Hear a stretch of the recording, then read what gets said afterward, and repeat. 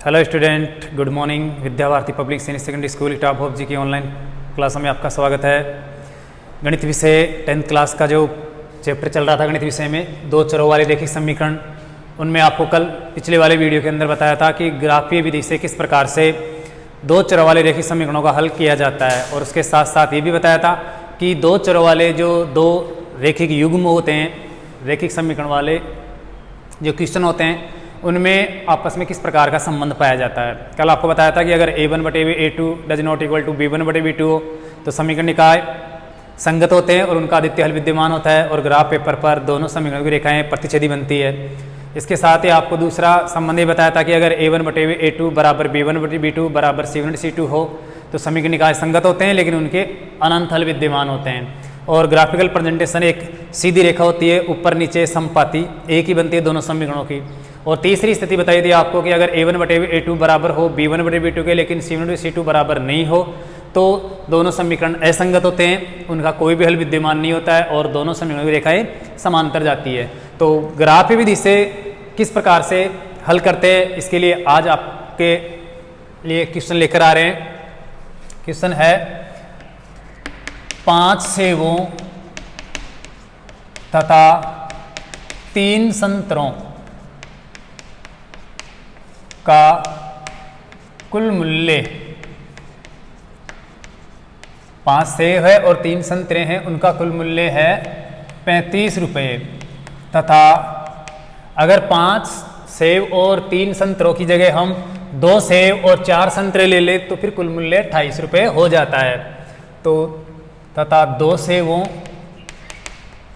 व 4 संतरों का कुल मूल्य 28 रुपये है, कुल मूल्य 28 रुपये हो तो एक संतरे और एक सेव का मूल्य ज्ञात करना है। हो तो इस समस्या को हम बीजगणित के रूप में व्यक्त करते हैं। पहले हो तो इस स्थिति को बीजगणितीय रूप में व्यक्त करके हल कीजिए। ग्राफीय विधि से बीजगणितीय रूप में व्यक्त करके ग्राफीय विधि से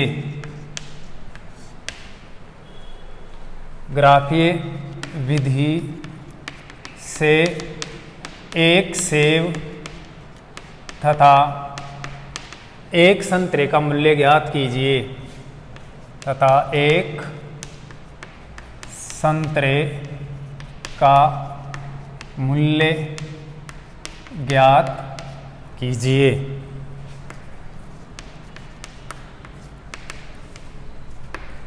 BSER 2015 के अंदर ये क्वेश्चन आया था।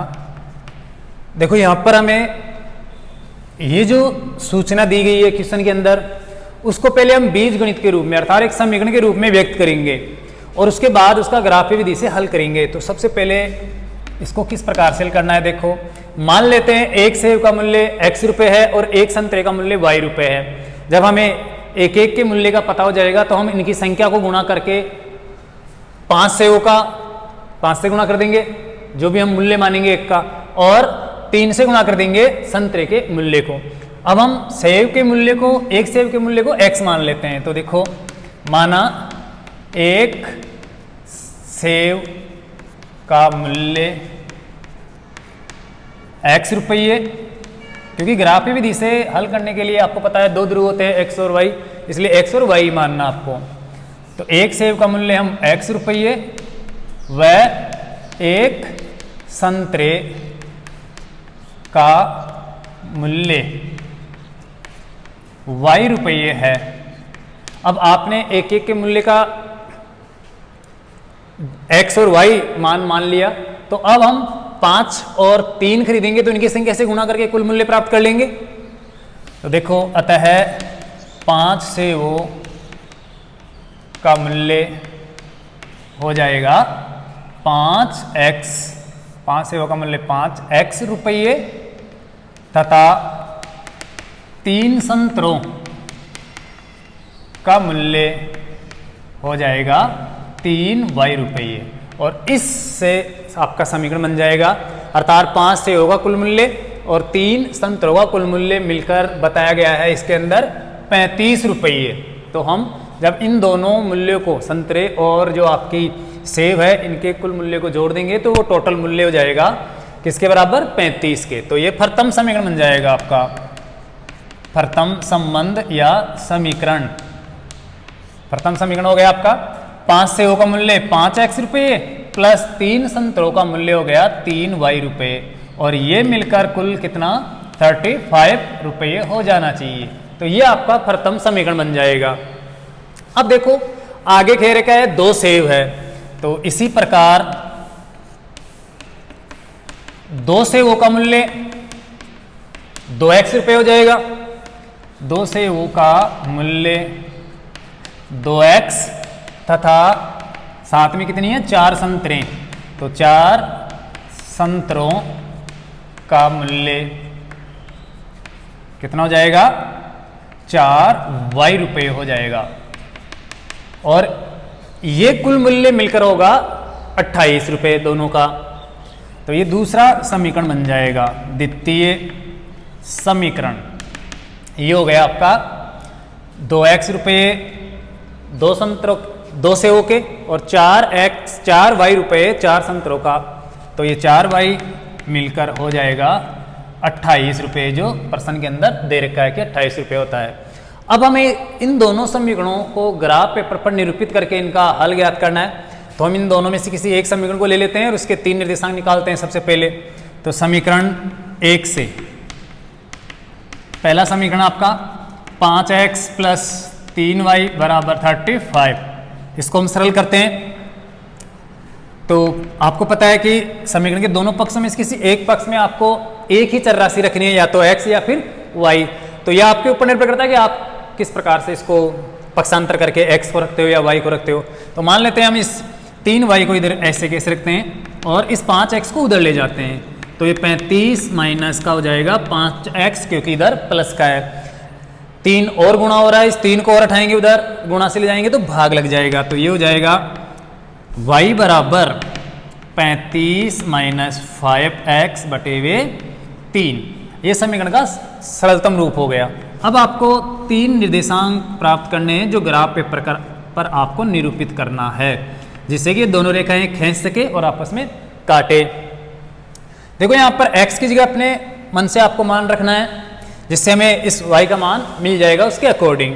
अगर आप यहाँ पर x की जगह प्रारंभ में मान लो 0 रखते हो, तो 5 से 0 गुणा होकर ये तो 0 हो जाएगा, बचेगा आपके पास 35 बटे हुए 3। 35 के अंदर 3 पूर्णतः विभाजित नहीं करेगा इसको, इसलिए आपको एक पूर्ण अंक निकालने के लिए यहाँ पर अन्य अदरवाइज कोई मान रखना है, जिससे कि हम आसानी से एक पूर्ण अंक प्राप्त कर सके। तो जैसे मान लो आपने यहाँ पर x की जगह 2 रख दिया, तो ये 5 दूने 10 हो जाएगा, और 10 35 में जाएगा, घटेगा तो 25 बचेगा। 25 भी 3 से डिवाइडेशन नहीं होगा, तो आप 3 रख लो। अगर आप यहाँ पर 3 रखते हो,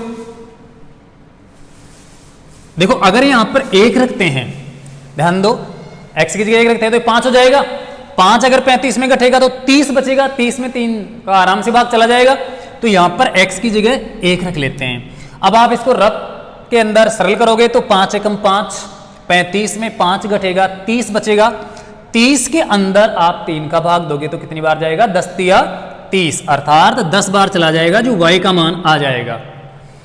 x की जगह अगर 1 रखते हैं तो 5 एकम 5, 35 में 5 गया तो 30 बचा सीधा ही।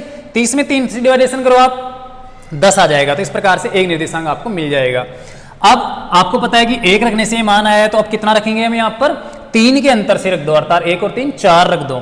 तो x की जगह हम 4 रखेंगे, तो 4 पंजे 20 हो जाएगा। 35 में से आप 20 घटाओगे तो 15 बचेगा, और 15 को आप 3 से विभाजित करोगे तो 3 पंजे 15, अर्थात 5 बाहर भाग चला जाएगा। ये ध्यान रखना है कि बटे में जितने का भाग लग रहा है उतने अंतर से आप छोड़ छोड़ के रखते जाओ। जैसे 1 रखा, 1 और 3 4 रखेंगे, 4 और 3 अब 7 रखेंगे। 7 रखा तो 7 पंजे 35, 35 में 35 घटेगा क्योंकि माइनस का है ये, तो ये 35 माइनस 35 0 बचेगा। 0 में 3 का भाग देंगे तो कितना, 0 आ जाएगा। तो ये 7 और 0 का कॉम्बिनेशन हो गया। अब लेते हैं हम दूसरे समीकरण को। उसके भी ऐसे 3 निर्देशांक ज्ञात करने हैं। समीकरण 2 से दूसरा समीकरण आपका 2x + 4y बराबर 28। इसको हम सरल करते हैं तो इसमें देखिए अगर 2 से डिवाइडेशन कर दे सबको तो और भी सरल हो जाएगा। ये 2 का भाग दे दें तो ये x प्लस ये 2y और बराबर ये हो जाएगा 14। यानी का मतलब दोनों पक्षों में 2 का भाग देंगे तो 2x में 2 का भाग x बार, 4y में 2 का भाग 2y बार और 28 में 2 का भाग 14 बार जाएगा। तो ये सरलतम रूप आ गया। अब इस 2y को इधर कर दो, x अकेला हो जाएगा और आपका समीकरण का सरलतम रूप बन जाएगा। तो ये x बराबर उधर इस पक्ष में 14 है, ये 2y इधर लाएंगे तो किसका बन जाएगा? माइनस का। ये माइनस का 2y और एक सीधा सरल सा आपका समीकरण का रूप बन गया। अब आप आराम से 3 निर्देशांक प्राप्त कर सकते हो आसानी से। x और यहाँ पर y लिखना है, इस y की जगह अपनी इच्छा से मान रखना है और उसके अकॉर्डिंग आपको x का मान निकालना है। जैसे मान लो आप यहाँ पर y की जगह 4 रखते हो, कुछ भी रख दो, 4 दूना 8 या 0 रखोगे तो 14 बचेगा। लेकिन थोड़ा ग्राफ पर फिर दिक्कत होगी तो इसलिए थोड़े छोटे मान निकाले तो बेटर रहेगा। यहाँ पर y की जगह थोड़ा बड़ा मान रखोगे तो फिर x का मान छोटा आएगा। तो इस प्रकार से आप y की जगह अगर मान लो 4 रख दिया, 1 भी रख सकते हो, 2 भी रख सकते हो, 0 भी रख सकते हो, 3 भी रख सकते हो, क्योंकि यहाँ पर तो भिन्न है ही नहीं, भाग लगेगा ही नहीं, सीधा मान आ जाएगा। लेकिन मैंने 4 इसलिए रखा है कि 4 दूना 8 अगर घटेगा तो फिर x का मान भी 6 बचेगा, जो थोड़ा छोटा मान है। ग्राफ पेपर पर निरूपित करने में कोई दिक्कत नहीं आएगी। तो मैंने जैसे मान लो y का मान 4 रखा तो ये 4 दूना 8 हो जाएगा। 14 में 8 अगर हम घटाएंगे तो सीधा ही 6 बच जाएगा, वो x का मान आ जाएगा इससे 6। अगर y की जगह हम 5 रख लें तो 5 दूना 10, y की जगह अगर 5 रखा तो 5 दूना 10 हो जाएगा। 10 घटेगा 14 में तो कितना बचेगा? 4 बच जाएगा। जो ऐसा इसमें भी कॉम्बिनेशन है, अगर ऐसे दोनों में सेम कॉम्बिनेशन बैठता है तो वही इसका हल होता है, आंसर होता है, अर्थात x और y का मान वही होता है, जो आप प्रतिस्थापन विलोपन वज्रगुणन विधि से भी निकाल कर देख सकते हो। और y की जगह और रख सकते हो आप मान, जैसे y की जगह 6 रखा तो 6 दूने 12 हो जाएगा। ये 12 घटेगा 14 में तो x का मान 2 बच जाएगा। तो इस प्रकार से आप कोई से भी निर्देशांक निकाल सकते हो। सब छात्रों के ये अलग अलग हो सकते हैं, लेकिन जब ग्राफ पेपर पर इनको निरूपित करेंगे तो सबकी समान रूप से ग्राफ जाएगी। अब इनको हम ग्राफ पेपर पर निरूपित करेंगे। जैसे मान लेते हैं ये ग्राफ का कोई पृष्ठ है, इस पर रेखाओं का जाल होता है, आपको इसके 4 भाग करने, एक ऐसे खड़ी रेखा खींच देनी है, जो भी 1 सेंटीमीटर वाली जो मोटी रेखाएं होती है उनके ऊपर ही आपको पेंसिल से फुट्टा लगाकर ये सीधी रेखा खींच देनी है और इस प्रकार से आपको ऐसे तीर का निशान लगा देना है। ये y और ये हो गया y डैश, अर्थात ये कोटि मान होता है जिसको हम y ध्रुव भी कहते हैं। और एक रेखा इस प्रकार से आपको आडी खींच देनी है, अर्थात लैंडस्केप इस प्रकार से खींच देना है। ये x ध्रुव है, x डैश, ये मूल बिंदु है, इसको हम भुज भी कहते हैं। यहाँ पर 0 0 मान है, इसके ऊपर 1 1 सेंटीमीटर के ऊपर आपको निशान लगाना है। ऐसे 1 1 सेंटीमीटर की जो और अन्य रेखाएं आती है उन पर इस प्रकार से ऐसे निशान लगा देना है और उसके ऊपर फिर आपको टेबल लिखनी है, फाड़ा लिखना है, 1 का या 2 का 5 का, जितना आपको यहाँ पर ये निर्देशांक है उसके अकॉर्डिंग लिखना है। लेकिन यहाँ पर बिल्कुल निर्देशांक नॉर्मल है, छोटे हैं, इसलिए 1 1 सेमी में आप 1 1 यूनिट आराम से लिख दोगे तो भी ये निर्देशांक प्राप्त कर लोगे। इसके इधर पीछे माइनस का मान होता है जो आपको ध्यान रखना है, नीचे y के लिए माइनस का होता है और ऊपर प्लस वाला मान होता है। ऐसे 1 1 सेंटीमीटर पर ये निशान लगाना है। अब आपको पता है कि यहाँ पर 1 1 सेंटीमीटर के अंदर 1 1 अंक अगर हम लिखते हैं तो कोई दिक्कत नहीं होगी, अर्थात 1 का फाड़ा लिख सकते हैं। ऐसे ये 0 है, 1 2 3 4 5 6 7 8 9 10 11 12, जबकि यहाँ पर तो आपके पास अधिकतम मान सिर्फ 7 ही है, तो ये आसानी से मिल जाएंगे। पीछे बैक चलते हैं तो 0 के बाद में -1 -2 -3 -4, हालांकि इनका कोई उपयोग नहीं है, लेकिन फिर भी ये चारों चतुर्थांश आसानी से दिख सके इसलिए आपको ये बताना है, दिखाना है। ऊपर देखो ये 0 है यहाँ पर, तो ऊपर 1 2 3 4 5 6 7 8 9 10 इस प्रकार से आपको ये गिनती लिख देनी है। नीचे -1 -2 -3 -4 -5 इस प्रकार से।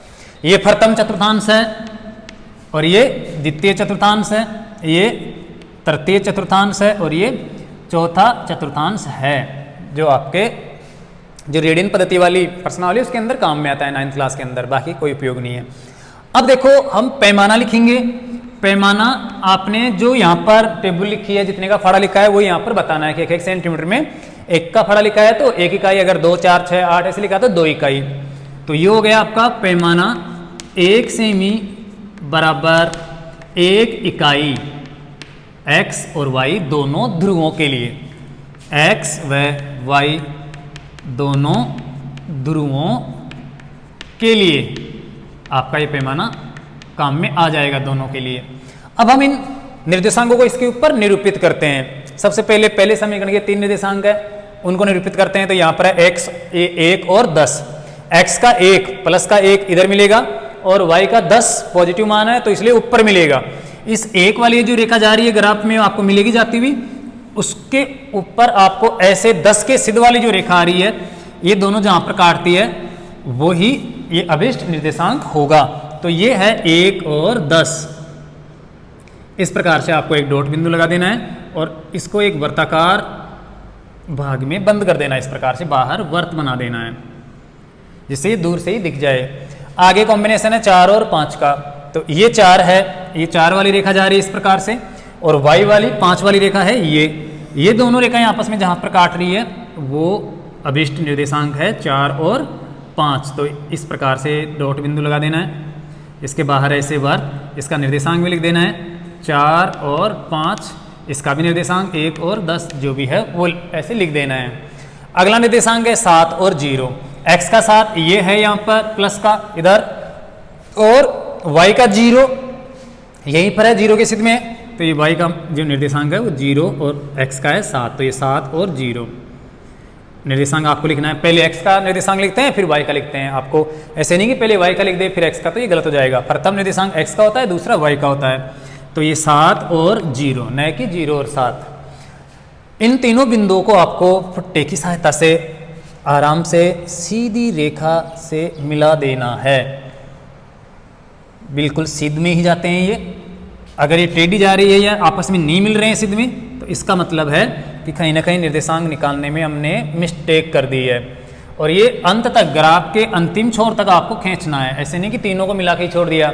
आर पार जितनी भी आपकी ग्राफ है, जितने भी ग्राफ का पन्ना है, उसके लास्ट सिरे तक आपको इसको खींचना है, क्योंकि वो दूसरा समीकरण जब रेखा यहाँ पर दूसरे समीकरण से बनाएंगे तो हो सकता है वो कहाँ पर जाके काटे, हो सकता है नीचे जाके काटे, तो इसलिए आर पार इसको खींच देना है। अब इसके बाद आपको क्या करना है, इस रेखा का नाम लिखना है कि ये कौन से समीकरण की रेखा है। तो आपने ये समीकरण, ये पहला समीकरण आपने लेकर ये रेखा खींची है, तो उसका नाम लिख देना है यहाँ पर 5x प्लस 3y बराबर कितना है 35 ये। और इसको इस प्रकार से एक आयताकार बॉक्स के अंदर बंद कर देना है, ऐसे ही समीकरण का नाम, जिससे ये पता चल जाए कि ये जो रेखा खींची है हमने वो इस समीकरण की खींची है, ग्राफ के ऊपर ये सूचना मिल जाए। अब हम ये जो दूसरे समीकरण के निर्देशांक है इनको भी अंकित करेंगे ग्राफ पेपर के ऊपर। देखो सबसे पहले 6 और 4, ये है x का 6 और y का 4। इस प्रकार से 6 और 4 की जो रेखा आ रही है आपस में जो काट रही है दोनों, वहाँ पर ये 6 और 4 ऐसे लगा देना है। अगला है 4 और 5, x का 4 और y का 5, ये है पहले से ऑलरेडी लगा हुआ है, इसका निर्देशांक लिख देना है 6 और 4। आगे है 2 और 6, x का ये है 2 और y का 6 यहाँ पर, तो ये 2 और 6 इस प्रकार से ये तीनों बिंदु आ गए। इसके इनका निर्देशांक लिखना है 2 और 6, इनको मिला देना है, अर्थात सीधी रेखा से ऐसे लास्ट तक अंतिम छोर तक इसको मिला देना है। बिल्कुल ये सिद्ध में ही आते हैं, ये ध्यान रखना है। अगर ये आपस में सिद्ध में नहीं मिल रहे हैं तो कहीं ना कहीं निर्देशांक निकालने में गलती कर दी। ये जो टेबल में आपने निर्देशांक निकाले उनमें मिस्टेक होगी अगर ये सीधी नहीं मिलती है तो इस प्रकार से आपको ये रेखा खींच देनी है। इस समीकरण का नाम लिखना है कि कौन से समीकरण की ग्राफ खींची है आपने, वो यहाँ पर लिख सकते हो आप। दूसरा समीकरण था आपका 2x प्लस 4y बराबर 28, ये 28 इस प्रकार से आपको एक टेबल के अंदर रख देना है। अब आपको ये ध्यान देना है कि ये दोनों जो रेखाएं हैं वो किस बिंदु पर काटती है, वो निर्देशांक क्या है जहां पर ये दोनों मिल रही है। तो देखिए ये जो बिंदु है यहाँ पर दोनों रेखाएं आपस में गुजर रही है, तो यही महत्वपूर्ण बिंदु है जहां पर काटती है, वही x और y का आंसर होता है बेस्ट। आप यहां से नीचे आकर देखोगे तो यहां पर देखिए x का तो कितना मान है 4 है, x का तो यहां पर 4 है, और y का देखने के लिए आप इधर आओ साइड में इस प्रकार से y की तरफ, तो इधर आपको मिलेगा कितना है 5 है, तो ये y का मान 5 हो गया। कुल मिला के आपने जो x और y माने थे वो सेव और संतरों का मूल्य यहां से आपको मिल जाएगा। यहां पर आप लिख सकते हो x बराबर 4 और y बराबर है 5। इससे यह पता चलता है कि x का मतलब है, यहां पर माना था आपने एक सेव का मूल्य, अर्थात एक सेव का मूल्य कितना है 4 रुपए, और एक संतरे का मूल्य कितना है y अर्थात 5 रुपये। तो ये 4 और 5 संतरे और सेब का मूल्य आ गया, आप यहां पर लिख सकते हो। अतः ग्राफ द्वारा x बराबर 4 व y बराबर 5 प्राप्त हुआ, इसलिए एक सेव का मूल्य 4 रुपये तथा एक संतरे का मूल्य 5 रुपये है। यह आपको लास्ट में फाइनल रूप से लिख देना है और ये आंसर। अब देखो आपको सबसे पहला काम क्या करना है कि ये समीकरण बनाना। एग्जाम के अंदर यहां पर कोई समीकरण नहीं दिया हुआ है, सिर्फ सूचना दी हुई है कि 5 सेवों का और 3 संतरों का कुल मूल्य 35 रुपीज है, जबकि वैसे ही उसी प्रकार के 2 संतरे और ये 2 सेव और 4 संतरे हैं, वो आते हैं कितने रुपए में 28 रुपए में। तो इनको इस सूचना से हमें समीकरण रूप में व्यक्त करना है, इनको समीकरण में बताना है, और समीकरण में बनाने के बाद इनको हल करना है। तो सबसे पहले आपको पता होना चाहिए कि अगर एक सेव के मूल्य का अगर आपको पता है तो 5 से होगा, 5 से गुणा कर देंगे उसको, और एक संतरा कितने में आता है अगर इसका मूल्य आपको पता है तो आप 3 से गुणा कर दोगे, लेकिन यहाँ पर मूल्य का तो पता नहीं है, तो हम प्रारंभ में इसको x y z कुछ भी मान सकते हैं, लेकिन हम इसको ग्राफ विधि से हल करेंगे, इसलिए x और y मानेंगे। तो मान लेते हैं कि एक सेव का जो मूल्य है वो है x रुपये, 1x रुपये, और एक संतरे का मूल्य है y रुपये। ये थोड़ी देर के लिए हम मान लेते हैं, तो फिर x रुपये में एक सेव आती है, तो 5 सेव के कितने मूल्य होंगे 5x रुपये, अर्थात 5 सेवों का मूल्य हो जाएगा 5x, क्योंकि संख्या 5 है तो 5 से गुणा कर देंगे। इसी प्रकार एक संतरा अगर y रुपये में आता है तो 3 संतरे कितने में आएंगे 3y रुपये में, तो इसको 3 से गुणा कर देंगे y को, तो ये 3y हो जाएगा 3 संतरों का मूल्य। अब आपको पता है कि ये 5 सेवों का मूल्य और 3 संतरों का मूल्य क्वेश्चन के अंदर बताया गया है 35, तो अगर इस मूल्य को और इस मूल्य को आपस में जोड़ दें तो ये 35 के बराबर होना चाहिए, अर्थात समीकरण बनना चाहिए। तो हम प्रथम समीकरण बना लेते हैं, 5 सेवों का मूल्य प्लस 3 संतरों का मूल्य बराबर 35 रुपये, तो ये आपका प्रथम समीकरण बन जाएगा। अब आगे इस क्वेश्चन में सूचना दी हुई है कि वैसे ही 2 सेव और अगर 4 संतरे खरीदते हैं तो फिर कुल मूल्य चुकाना पड़ता है 28 रुपये। एक सेव x रुपये में आती है तो 2 सेव 2x में हो जाएगी, अर्थात इसका 2x रुपये हो जाएगा, तथा एक संतरा अगर y रुपये में आता है तो 4 संतरों का मूल्य हो जाएगा 4y रुपये, अर्थात 4y। ये 2x और 4y मिलकर कुल मूल्य चुकाया जा रहा है कितना 28 रुपये। तो इनको अगर जोड़ दें 2x को और 4y को जोड़ दें तो ये 28 रुपये के बराबर होना चाहिए, अर्थात ये समीकरण बन जाना चाहिए। तो यहाँ पर 2 सेवों का और 4 संतरों का कुल मूल्य जोड़कर हमने 28 कर लिया, तो ये आपका दूसरा समीकरण बन गया। अब हमें सिर्फ इन दोनों समीकरणों से मतलब है, इन दोनों समीकरणों को हल करना है। इसमें इन दोनों समीकरणों में हम x और y का मान कैसे ज्ञात करें, इसके लिए प्रतिस्थापन, विलोपन और वज्रगुण विधि, ये तीनों विधि आपको पूर्व में मैंने बता दी। लेकिन इस क्वेश्चन में ये कह रहा है कि बीजगणित के रूप में व्यक्त करो। बीजगणित के रूप में व्यक्त करना तो ये समीकरण बनाना हो गया, लेकिन आगे ये कह रहा है कि इसको ग्राफीय विधि से, अर्थात ग्राफ के द्वारा ही हल करना है। अर्थात इन दोनों समीकरणों को ग्राफ पेपर पर निरूपित करके आपको x और y का मान ज्ञात करना है, या एक संतरे और एक सेब का मूल्य ज्ञात करना है। तो ग्राफ विधि से एक सेब का एक संतरे का मूल्य ज्ञात करना है। तो इसके लिए ग्राफ विधि से हल करने के लिए हमें सबसे पहले ग्राफ खींचना जरूरी, अर्थात ये रेखाएं खींचना जरूरी है। ये रेखाएं हम तभी खींच सकते हैं जब हमारे पास निर्देशांक दिए हुए हों। अर्थात अगर इन समीकरणों के निर्देशांक हो तो उन निर्देशांकों को हम टाइप करके रेखा खींच सकते हैं। अब हम ये निर्देशांक जो है वो इन समीकरणों के अनुसार निकालेंगे। जैसे पहला समीकरण हमने ले लिया 5x + 3y = 35 है।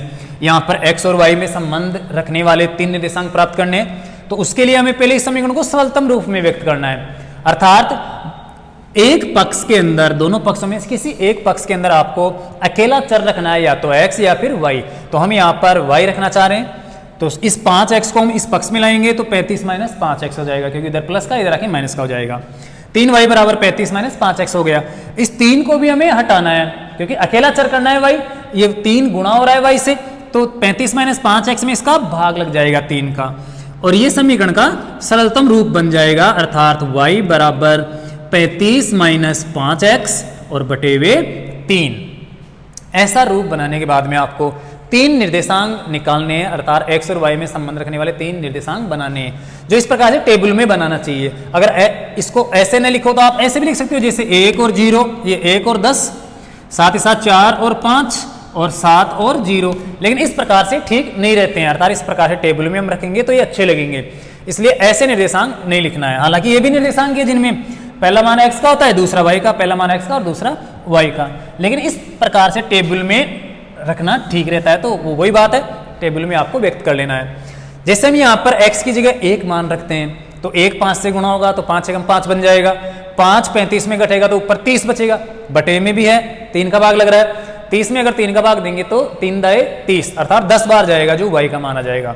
इसका मान प्राप्त हो जाएगा। इधर जो भी है x है या y है, यहाँ पर y है तो y का मान आ गया 10। अब आपने एक बार जो मान रख लिया उसको दोबारा नहीं रखना है, नहीं तो अगर आप फिर से 1 रखोगे तो फिर से वही 10 आएगा। इसलिए एक ही निर्देशांक को बार बार नहीं निकालना है, अर्थात अलग अलग 3 निर्देशांक आपको निकालने हैं, जिससे कि हम अलग अलग ये बिंदु लगा सके और उन पर रेखा खींच सके। अगर आप तीनों जगह ये सेम निर्देशांक लगा लोगे तो वो बिंदु एक ही जगह रहेगा, तो आप रेखा नहीं खींच पाओगे। तो हम अब 1 के अलावा कोई अन्य मान रखते हैं। आपको पता है कि 3 का भाग लग रहा है, 1 से हमने एक पूर्ण अंक प्राप्त कर लिया 1 रखने पर, तो अब 3 के अंतर से अगर आप छोड़ के रखोगे तो आपका पूर्णतः पूर्णांक प्राप्त हो जाएगा। तो हम 1 के बाद रखते हैं 1 और 3 4 रखते हैं, x की जगह 4 रखते हैं, तो 4 5 से गुणा होगा तो 4 5 20 हो जाएगा।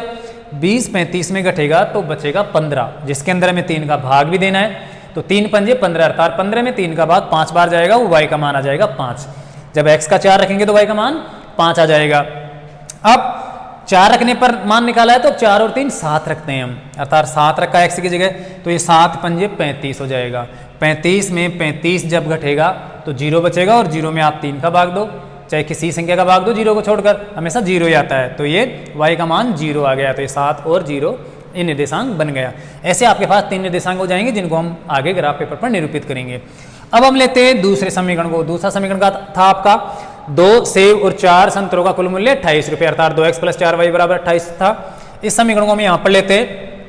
इसके अंदर देखो दोनों पक्षों के अंदर 2 का भाग जा रहा है। अगर ऐसा होता है तो आप इसको सरल कर सकते हो, अगर आप नहीं भी कर सकते हो तो भी कोई दिक्कत नहीं है, लेकिन सरलतम रूप में व्यक्त करने से आगे आपको मान निकालने में थोड़ी आसानी हो जाएगी, सुविधा हो जाएगी। इसलिए मैंने यहाँ पर क्या कर दिया, दोनों पक्षों के अंदर 2 का भाग दे दिया, अर्थात 2x में 2 का भाग दिया तो x बार गया, या एक x बार गया। 4y के अंदर 2 का भाग दिया तो 2y बार गया, और 28 के अंदर 2 का भाग 14 बार गया, तो ये x + 2y = 14 हो गया। इसके अंदर अगर हम इस 2y को सीधे इधर ले तो आराम से x अकेला हो जाएगा, अकेला चर राशि इधर रह जाएगी। तो इस 2y को इधर लाते हैं 14 में तो माइनस का हो जाएगा, क्योंकि इधर प्लस का है, तो x = 14 - 2y हो जाएगा। ये x = 14 - 2y सरलतम रूप में व्यक्त हो गया। अब हम इसमें भी 3 संबंध जो x और y में रखते हैं वो निर्देशांक हम यहाँ पर ज्ञात करेंगे। तो इस y की जगह आपको अपनी इच्छा से मान रखना है। जैसे मैंने प्रारंभ में y की जगह 4 रख लिया, 0 भी रख सकते हो आप, 1 भी रख सकते हो, बस शर्त ये पूर्णांक में आना चाहिए, लेकिन ऐसा निर्देशांक होना चाहिए जिनको हम ग्राफ पेपर पर आसानी से अंकित कर सके। वैसे यहाँ पर आप y की जगह रखने में तो आप 100 भी रख सकते हो, 200 भी रख सकते हो, 300 भी रख सकते हो, क्योंकि अपनी इच्छा से रखना है और x का उसी के अकॉर्डिंग मान आ जाएगा। लेकिन अगर यहाँ पर 100 या 200 ऐसे रख लेंगे तो फिर यहाँ पर थोड़ा माइनस का बड़ा मान आएगा जो इस ग्राफ पेपर पर नहीं मिल पाएगा, क्योंकि अगर आप इतने छोटे निर्देशांकों को अगर अंकित करोगे तो फिर वो बड़ा निर्देशांक आप अंकित नहीं कर पाओगे, क्योंकि उसके लिए बड़ा ग्राफ चाहिए आपको। और अगर हम मान बिल्कुल छोटे कर लें और ये निर्देशांक जो ये जहां पर आंसर आ रहा है वो काटने वाला बड़ा हो तो भी दिक्कत हो जाती है। तो हमें ये ध्यान रखना पड़ता है कि हमारी ग्राफ कहाँ पर काटेगी और ये निर्देशांक हम किस प्रकार से निकाल लें जो आसानी से ग्राफ पेपर पर खींच सके। तो ये क्वेश्चन की प्रकृति के ऊपर निर्भर करता है। यहाँ पर जो क्वेश्चन दिया हुआ है उसका हल बहुत ही छोटा है, आप पहले भी जांच कर सकते हो प्रतिस्थापन विलोपन विधि से, जिससे आपको पता चल जाएगा कि ये ग्राफ 4 और 5 पर काटेगी, अर्थात आपका आंसर 4 और 5 आएगा। तो हम 4 और 5 का मतलब बहुत ही छोटे निर्देशांक है, उसी के अकॉर्डिंग यहाँ पर ये निर्देशांक भी छोटे ही निकालेंगे, अर्थात बड़ा मान यहाँ पर नहीं रखेंगे। इसलिए इस y की जगह आपको सामान्य मान ही रखना है। जैसे मैंने 4 रखा तो 4 दूना ये 8 हो गया, 8 गया 14 में तो 6 बच गया, तो x का मान 6 आ गया। ये एक निर्देशांक बन गया 4 और 6। फिर y की जगह 4 के बाद में मैंने 5 रखा तो 5 दूना ये 10 हो गया, 14 था, 14 में 10 जाएगा तो कितना बचेगा 4, जो x का मान हो जाएगा 4, तो ये 4 और 5 का कॉम्बिनेशन हो जाएगा। इसी प्रकार मैंने 6 रखा y की जगह तो 6 दूने 12 हो गया, 14 में 12 गया तो 2 बच गया x का मान। तो इस प्रकार से 6 4 4 5 और 2 6 ये 3 निर्देशांक बन गए आपके। अब इनको हम क्या करेंगे, ग्राफ पेपर पर निरूपित करेंगे। तो ग्राफ आपको पता है किस प्रकार से 4 भाग करते हैं और उसके ऊपर ऐसे डॉट का निशान लगाकर ये यूनिट लिखते हैं, अर्थात ये इकाई मान यहाँ पर लिखते हैं, जैसे 2 4 6 या 5 10 15 ऐसे। लेकिन यहाँ पर हमारे जो मान है वो बहुत ही छोटे हैं, इसलिए 1 सेंटीमीटर में हम 1 इकाई लिखेंगे तो आसानी से प्राप्त हो जाएंगे। तो हमने ये 1 2 3 4 अर्थात 1 का फाड़ा लिख दिया दोनों के लिए, x और y के लिए, जो यहाँ पर आपको पैमाने के रूप में भी लिखना है। अगर आप ये नहीं लिखोगे तो इसके नंबर काटे जा सकते हैं, इसलिए पैमाना लिखना जरूरी है।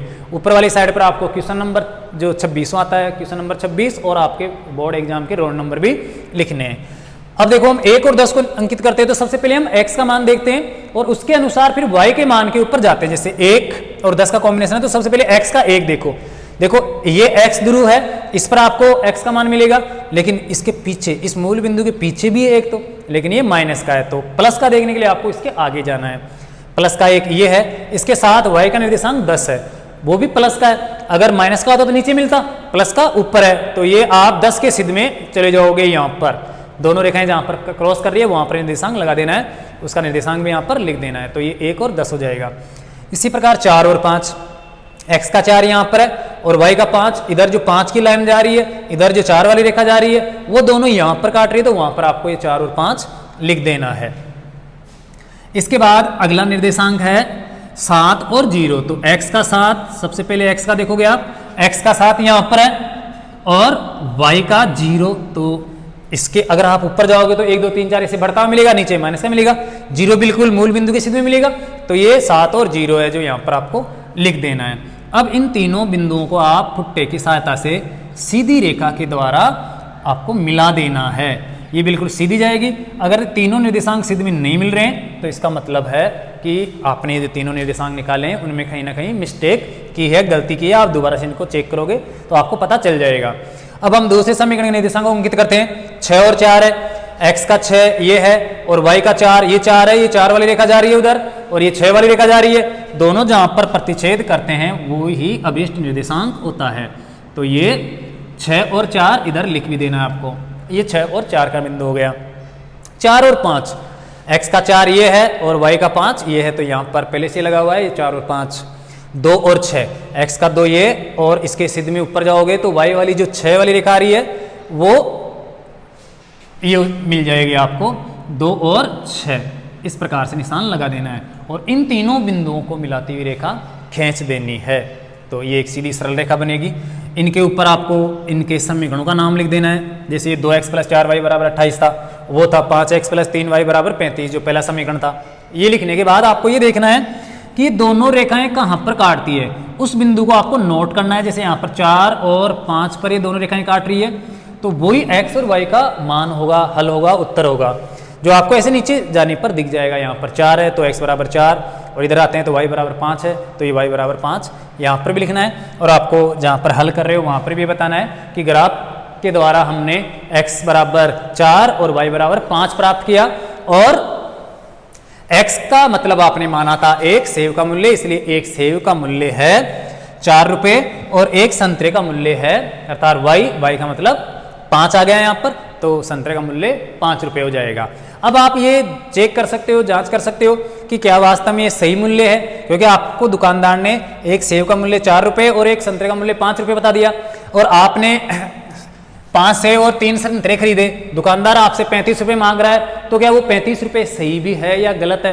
हो सकता है ज़्यादा मांग रहा हो, तो आप इसकी जाँच कैसे करोगे? आप जितनी संख्या खरीद रहे हो उसको 4 से, जितनी सेव खरीद रहे हो उसको 4 से गुणा कर दो, और जितने संतरे खरीद रहे हो उसको 5 से गुणा कर दो और जोड़ दो। तो जैसे 5 सेव खरीद रहे हैं, एक सेव आती है 4 रुपए की, तो 500 का 20 रुपये, तो 5 सेव का हो गया। और संतरे खरीदे 3 जबकि एक आती है, एक संतरा आता है 5 रुपए में, तो 5 थी 15 रुपए संतरों का हो गया, और 20 रुपए सेव का।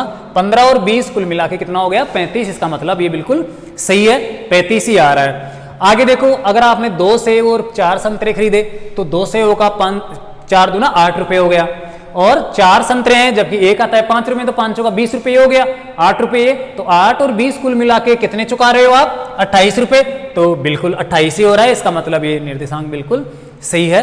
तो इस प्रकार से आप ग्राफीय विधि से आसानी से इन समस्याओं का समाधान कर सकते हो। हालांकि इसके लिए आपको प्रतिस्थापन, विलोपन, इनसे भी हल करके देख लेना चाहिए, क्योंकि एग्जाम के अंदर बाकी अन्य जो एक्सरसाइज है आपकी प्रश्नावली हैं, उनके अंदर हम प्रतिस्थापन से या वज्रगुणन विलोपन विधि से हल करके देखते हैं। एग्जाम के अंदर एक क्वेश्चन आता है ग्राफ वाला, इसलिए ये ग्राफ से किया जाता है, बाकी अन्य प्रश्नों को हम ज्यादातर प्रतिस्थापन से ही हल करते हैं। तो आप ये ग्राफ वाला जो सिस्टम है इसको भी समझना है, क्योंकि 6 नंबर का क्वेश्चन आता है, जो आपका 26वां क्वेश्चन आता है वो 6 अंक का आता है, इसलिए इसको अच्छी तरह से तैयार करना है। कल आपके लिए और ऐसे ग्राफ वाला अच्छा सा क्वेश्चन लेकर आएंगे, बोर्ड में आया हुआ, जबकि ये 2015 में आया हुआ था। तो आज के लिए बस इतना ही। आप इसको अच्छी तरह से तैयार करना, देखना, और ऐसे क्वेश्चन जो आपके पाठ्य पुस्तक में उनको बार बार हल करने का अभ्यास करना, जिससे आपको ये अच्छी तरह से समझ में आ सके। तो आज के लिए बस इतना ही। बहुत बहुत धन्यवाद।